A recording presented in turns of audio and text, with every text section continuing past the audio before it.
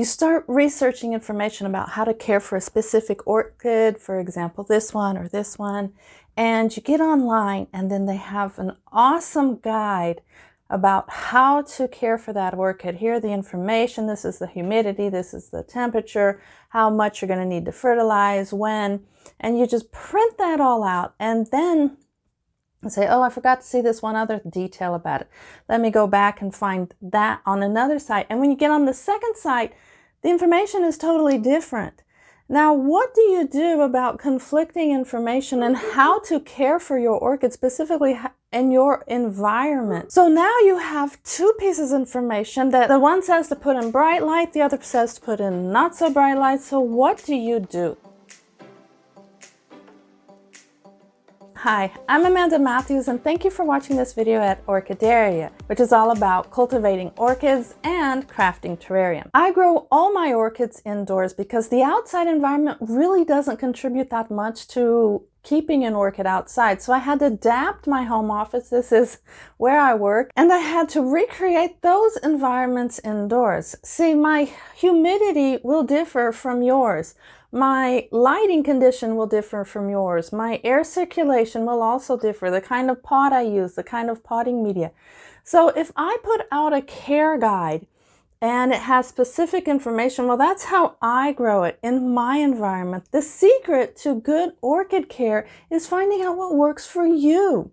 So in this video, I'm going to show you how to find out the right environment for your orchid and how to put that down on paper so that you can give the best orchid care and recreate those environments where those orchids are found naturally. There are 5 different things that you need to know when caring for your orchid indoors and how to recreate that environment. The first is going to be light. Now there are several different kinds of orchids classified by light and you can see a whole video up here about that. But how to do that in your environment. And it's really going to be trial and error for the beginning part of this. Once you know where your orchid is, once you know how to evaluate the greenness of the leaf and if it's getting enough light or not, you can easily create an environment where the light that you choose will be reaching each orchid in what it naturally likes. The second is water.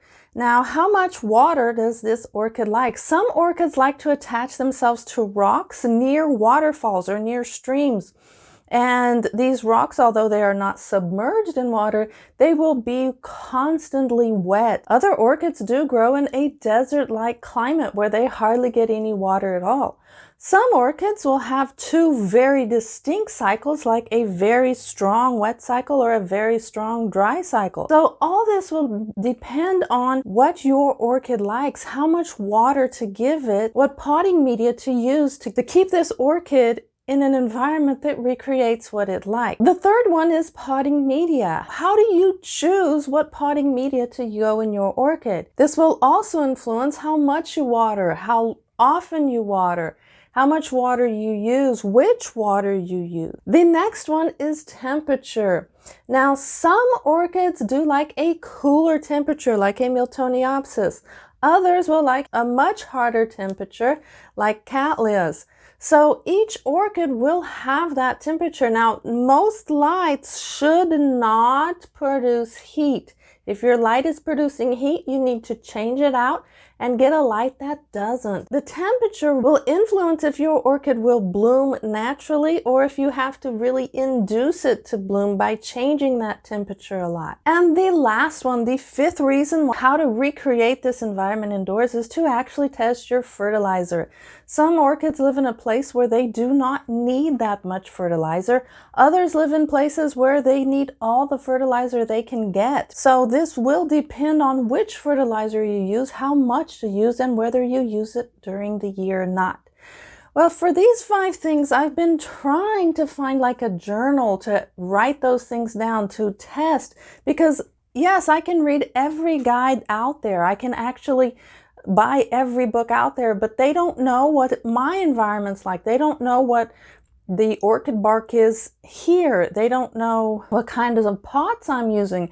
They don't know which sphagnum moss I'm buying. They're all variables that are changing within this equation that will give a different output. I started making a journal and I would write down, okay, this Cattleya orchid, when did it go into bloom? When did it start putting out new roots? And I love the roots on these. I mean, look at those roots. Yes, I do have to repot. But this is just from 1 year. And if you look back at one of my videos, when I first repotted this, and this was repotted less than a year ago. So look at all that. And so I need to write down when this actually came into bloom. When did the she start? When did the new pseudobulbs start? And so I know when I can better fertilize it. So I started writing all this stuff down in note cards, and of course I'd lose them. I mean, I'm more of a creative type. I'm not the more organized type. So yeah, I would write it down here, write it in a notebook, write it on a note card, and it would obviously get lost. So I started making an Excel sheet, and it's almost done. But what is done is the book Orchid Journey, and yes, it's launched. I finally launched it, so you can go, don't go now. Watch the video first, but you can go, I'll put the link in the description. You can go to 2 places. First, you can go straight to Amazon and get it. And second, you can go to my website, which is www.orchideria.com/orchid-journey, and you can get it there, which will redirect you, of course, to Amazon. So I started putting all this information down, and I started making guides. For example, Miltoniopsis. And I started writing about, like, what stage of life did I purchase this plant as, because that will make a difference. Good orchid care is not keeping your, it's not keeping your orchid in bloom, it's making it rebloom. That is when you actually graduate from the newbie to a person who knows what they're doing in orchid care. So you can write down what stage of life this orchid was bought at. You can actually record its growth, like how many leaves, what was the size of the leaf, what were the roots like, what were the number of blooms on this orchid, were there any orientations from the seller, what was the day that this orchid was potted or repotted, because that will influence it. There's a page on natural habitat, which is where this orchid is found in nature, and I find that more useful actually than some of the guides that I've found. If I know this orchid grows naturally at an elevation of so much and a humidity of so much, and in this place where they are, they get so many days of sunshine, and how close to the equator they are, or how high up on altitude they are, that provides me a lot more information that I can mimic in my home environment, or I can manipulate the conditions in my home environment. So on this page of natural habitat, that's where I have you write down all the information of where this orchid grows in the wild. Because if you can create that, that is the best orchid guide ever. And you'll understand it. You'll know, when you know the how and the why instead of just the what, you will go a lot further in your orchid care. What type of fertilizer do you use? When do you start using it? Because each phase of the life cycle of the orchid will have a different fertilizer that you need to apply. So all that you can write on your fertilizer page. It's your environment. Nobody's going to know your environment more than you. I mean, even though they are beneficial, and I've written several, more than I can count, that's for my environment. I can't tell you how to grow your orchids in your environment. Some of you have the luxury of growing orchids outside.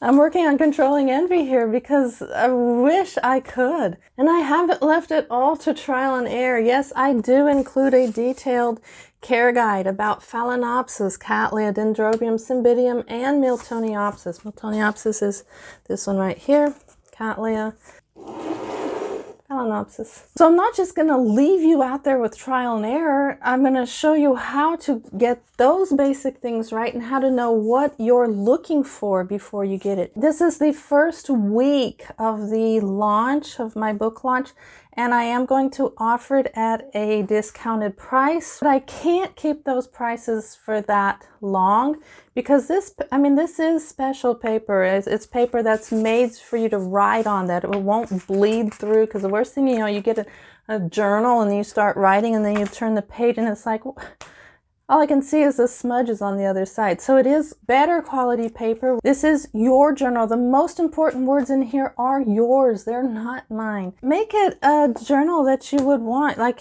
one of my tips is to actually use tabs.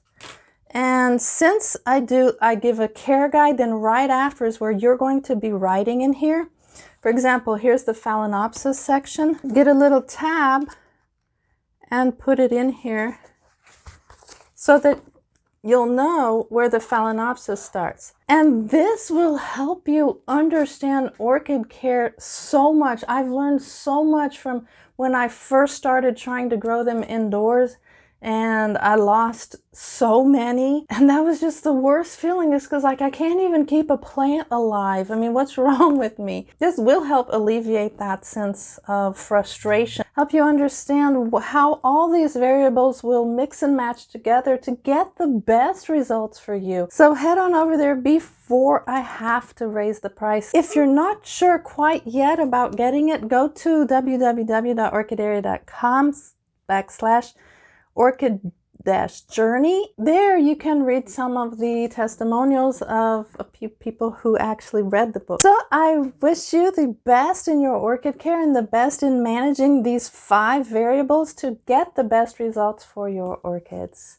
Happy cultivating.